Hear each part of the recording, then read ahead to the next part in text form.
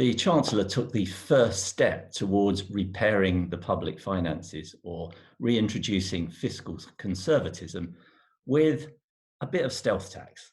Now, we've mentioned before in our bulletins on Techlink the freezing of the personal allowances and tax thresholds, and freeze them he did right the way through till 2025-26, the personal allowance being frozen at its 2021-22 level and the higher rate threshold being frozen at £50,270.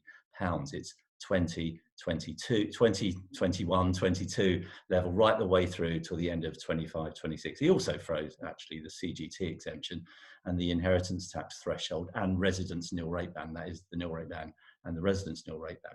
It's the freezing of the higher rate threshold I want to just spend a tiny bit of time on to remind you that that higher rate threshold, of course, is the threshold above which higher rate tax is payable. So if you freeze it and income generally increases, more people will become higher rate taxpayers. It's a statement of the obvious, right? But by the time we get to the end of 25-26, it is estimated that 11% of the adult population, or 1 in 6 taxpayers, will be higher rate taxpayers. So what does that mean? Well, it means that, generally speaking, there will be more people who will want and need advice on their planning, purely because when tax gets a bit higher, people get a little bit more interested in saving it, or it becomes more of an irritation. The higher the tax, the greater the irritation.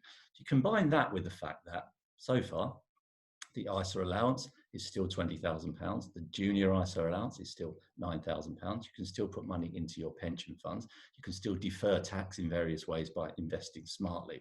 So the importance of taking advantage of all of your tax reliefs and exemptions, combined with the fact that there will be more people interested in taking advantage of their tax reliefs and exemptions, should mean that the future looks pretty healthy for financial planners.